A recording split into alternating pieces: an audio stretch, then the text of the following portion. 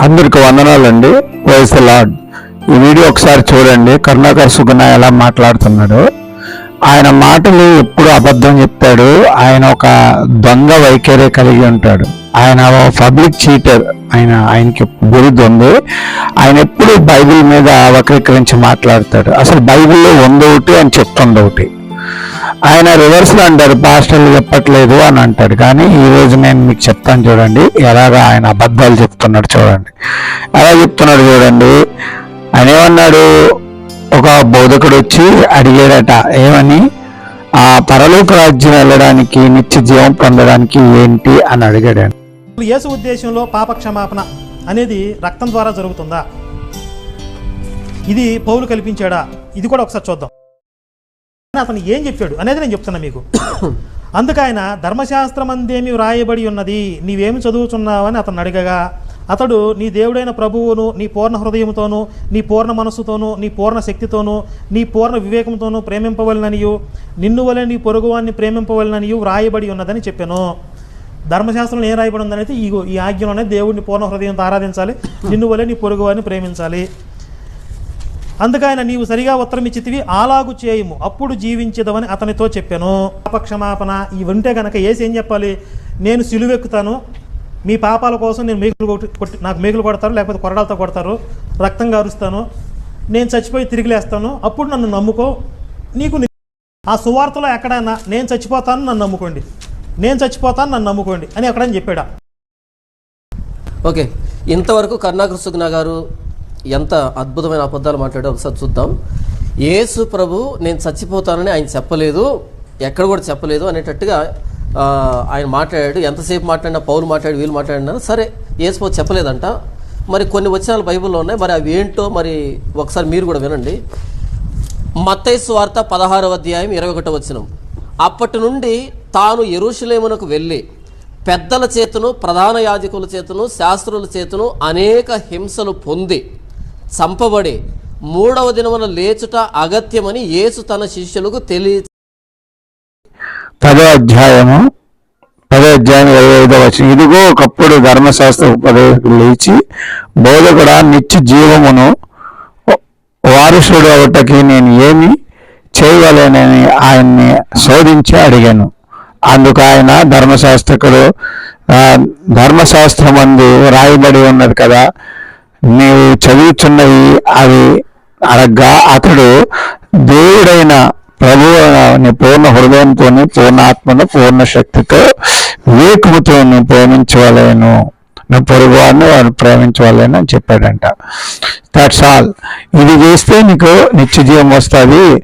ఎక్కడ కూడా శిలువ మరణము నన్ను నమ్ముకో అని చెప్పలేదంటే యేసు ప్రభు చెప్పలేదంట. ఓకే, ఈయన అందరికి ఎలా మబ్బి చేస్తాడంటే, ఎక్కడో వచనం పట్టుకొని మాట్లాడతాడు, మబ్బి చేస్తాడు. నేను ఒక వచనం మీకు చూపెడతాను చూడండి. ఈయన చెప్తుంది యేసు ప్రభు శిలువ మరణం కోసమని మరి నమ్ముకోమని చెప్పలేదట. సరే, నేను చూపెడతాను మీకు చూడండి.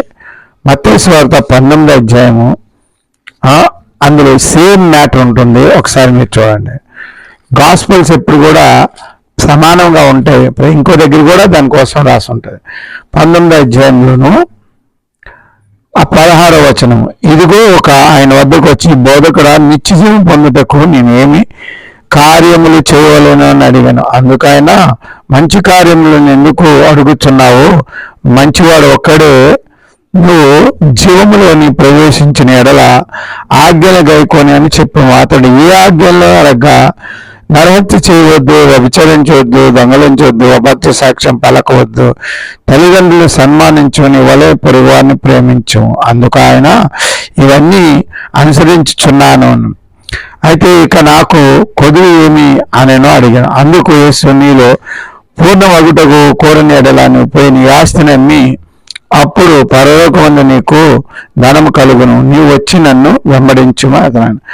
ఆ యవనస్తుడు మిక్కిలి ఆస్తి గలవాడే కనుక ఆ మాట విని వ్యసనం పడి వెళ్ళిపోయాను. కాబట్టి ఏమన్నాడు అక్కడ? ఇక్కడ 2 విషయాలు యాడ్ ఎక్స్ట్రా చెప్పాడు. ఏంటి? నువ్వు సమస్తం అమ్మి పొరుగువానికి ఇచ్చేసి నన్ను వెంబడించు అని అన్నాడు. అంటే ఏంటి అర్థం? నా యందు విశ్వాసం ఉంచు, నన్ను వెంబడించు, అప్పుడు నీకు నిత్య జీవం. ఈరోజు ఎవరైతే యేసుక్రీస్తుని వెంబడించరో, యేసుక్రీస్తు యందు విశ్వాసం ఉంచారో వాళ్ళకి నిత్య జీవం కలగదు. అర్థమైందా? కరుణాకర్ సుగుణ, నువ్వన్నీ దొంగ మాటలు చెప్పి ప్రజలను మోసం చేయడానికి ప్రయత్నం చేస్తే దీనికి ప్రతిఫలము నీకు ఎలాగా దొరుకుతుంది, అది మాత్రం తప్పదు. ఓకే, అదే యేసుప్రభువు వారు శిలువ మరణం కోసం చెప్పలేదు అంటున్నావు కదా. మత్తయి సువార్త 20వ అధ్యాయంలో ఆయన క్లియర్గా చెప్తాడు. 17వ వచనములు, 17, 18, 19 వచనాల్లో చెప్తాడు. ఏమని? 19వ వచనం 17 నుంచి చదువుతాను. యేసు యెరూషలేమునకు వెళ్ళిన ఆయన 12 శిష్యులు ఏకాంతంగా తీసుకొని పోయి మార్గంలో వారు తిట్లానని, ఇదిగో యెరూషలేముకు వెళుచున్నామా, అక్కడ మనుష్య కుమారుడు ప్రధాన యాజకులను శాస్త్రులను అప్పగింపబడును, వారు ఆయన్ని మరణ శిక్ష విధించి ఆయన అపహసించుటకు కొరడాలతో కొట్టును, సిలివేయుటకు అన్ని జనులకి అప్పగిందరు, 3వ దినమున ఆయన మరణాలు లేచెను. ఇది సువార్త కాదా? తన శిష్యులకి చెప్పలేదా? ఇవన్నీ కూడా చెప్పాలి. ఆయన శిలువ మరణం పొందుతాడని మొత్తం బైబిల్ అంతా చెప్తుంది. నువ్వేమంటున్నావు? శిలువ మరణం, అసలు శిలువ మరణం ఎందుకు పొందాడు చెప్పండి? ఆయన సిలువ బడుటకు ఆయన పొందాడు అనమాట. సిలువ బడుట వల్ల మానవుడికి నిత్య జీవం కలుగుతుంది అని అర్థం. ఆ సిలువలోనే రక్షణ ఉందని కూడా ఆయన చెప్తున్నాడు అనమాట. అందుకే మత్తయి సువార్త 26వ అధ్యాయం 27వ వచనంలో అంటాడు క్లియర్గా, ఆయన నోట్ అంటే అంటాడు. ఇదే మీకు ఈ మాట చెప్తున్నాను చూడండి. యేసుప్రభువు చెప్పలేదు అంటున్నాడు కదా, ఆ మాట చెప్తాను. 26, 27 చదవండి. 27లో ఏముంది? 26వ అధ్యాయం 27వ వచనం ఏం చెప్పాడు చూసాను. వెండబెట్టుకొని పోయి దుఃఖపడుట, చింతాకాంతులకు మొదలు పెట్టినప్పుడు యేసు మరణం అంతా ప్రాణం బహుగా దుఃఖముతో కలిగి ఉన్నది. ఓకేనా?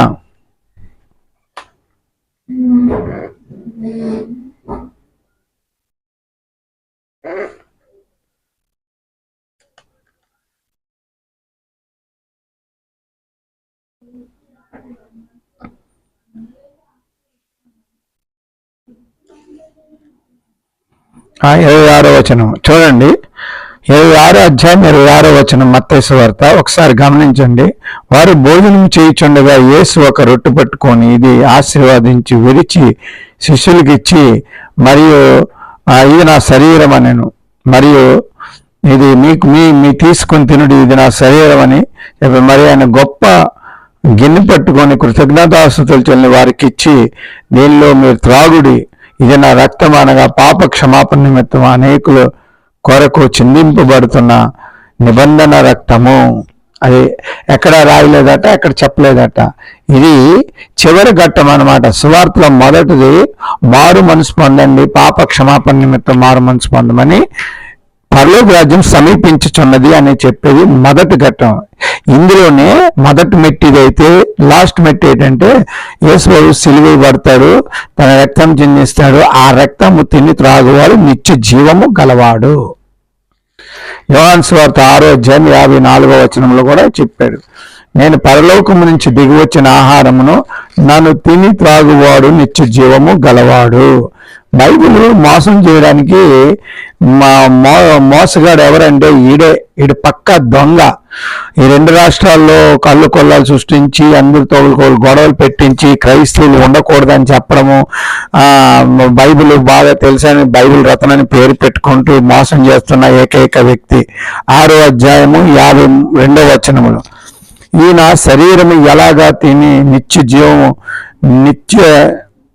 నీవు ఇవ్వగలడని ఒకనుగోని వాదించినను, కావున ఏసిట్లనను, మీరు మనిషి కుమారుని శరీరం తిని ఆయన రక్తం త్రాగితే గాని మీలో ఎవరు జీవము గలవారు కారు. నా శరీరం తిని త్రాగేవాడు నిత్య జీవం గలవాడు. 54వ వచనం, నా శరీరము తిని త్రాగువాడు నిత్య జీవం గలవాడు అంటే శిలువ మరణం పొందుతాను, నా నిబంధన రక్తము త్రాగితే నిత్య జీవం గలవాడు అవుతారు. యేసుప్రభువు ఎక్కడ చెప్పలేదట. పౌలట అన్ని కల్పించుకొని రాసేసుకున్నాడట. పౌలు మాత్రము నేను కేవలం సిలువేయబడిన క్రీస్తు గురించి ప్రకటించుచున్నాను, నశించి వారికి అది వెరితనముగాను, రక్షింపబడిన వారికి దేవుని శక్తి అయి ఉన్నదని 1 కొరింథీ గ్రంథంలో చెప్పాడు. అపోజిట్ పౌలు రాసింది పరిశుద్ధాత్మతో రాసింది, చాలా కరెక్ట్ మాటలు రాసుకొచ్చాడు. ఇలాంటి దుష్టుల కోసమని రాశాడు. ఏమని? ఇలాంటి వాళ్ళు వస్తారని తెలుసు, సిలువని కూర్చున్న సువార్త నశించు వారికి వెరితనముగాను రక్షింపబడదని దేవుని శక్తి అయి ఉన్నది అని రాశాడు. ఇలాంటి దుష్టుల కోసమని, ఇలాంటి దుష్టులు వస్తారు, ఇలా మాట్లాడతారు, వీళ్ళకి వెరితనంగా కనబడుతుంది సిలువ, కాబట్టి వీళ్ళు ఖచ్చితంగా నరకానికి వెళ్ళిపోతారు. ప్రజలారా మీరు జాగ్రత్త, ఇలాంటి వాడు మాట విని మీరు నరకానికి వెళ్ళిపోకుండా మీరు మీ కుటుంబం కాపాడుకోండి. ఓకే, అపోజిట్ పౌలు 1 కొరింథీయుల గ్రంథము 1 అధ్యాయము 18వ వచనంలో చెప్పాడు, నశించు వారికి వెరితనముగా ఉంది సిలువను కూర్చిన సువార్త ప్రకటించాలి ప్రపంచమంతా. యేసు అన్నాడు, నా నామములోనే మారు మనసు పాపక్షమాపణ ప్రకటించబడను. కాబట్టి యేసుక్రీస్తు అన్ని చెప్పాడు. ఆయన ఒకేసారి అన్ని చెప్పలేదు, అక్కడక్కడ చెప్పుకుంటూ కంప్లీట్ గాస్పల్ అనేది యేసుక్రీస్తు మరణంతోనే, ఆయన పునరుత్థానంతోనే అది సక్సెస్ అయింది. ఓకే, ఇది గాస్పల్ 3.5 సంవత్సరాలు జరిగింది. ఇవన్నీ విషయాలు యేసుప్రభు వారు చెప్పారు, తన శిష్యులకి చెప్పాడు, తర్వాత అందరికీ చెప్పాడు, అక్కడ ఉన్న పబ్లిక్ కూడా చెప్పాడు. ఒకటే సూచన మీకు ఇవ్వబడును, యోనా గూర్చిన సూచన. 3 రోజులు ఎలాగైతే చేప గర్భంలో ఉన్నాడు, అలాగే మనుష్య కుమారుడు భూగర్భంలో ఉండి మరలా ఆయన ఎత్తుబడును. ఇదే సూచన మీ అందరికీ అనుగ్రహిస్తున్నాను. కాబట్టి అదే మెయిన్ పాయింట్ అన్నమాట. యేసు ప్రభు శిలువ మరణంలోనే పాప క్షమాపణ ఉన్నది. ఈ దొంగ సైతాన్ ద్వారా ప్రేరేపించబడి ఈ ప్రజలను మోసం చేయడానికి, పాపం నుంచి విడుదల, ఆ మార్గం తీసివేయాలని సైతాన్ ఒక ప్రయత్నమై ఉన్నది కర్ణాకర్షకున్న ద్వారా. ప్రజలు మోసపోకండి, జాగ్రత్త అండి.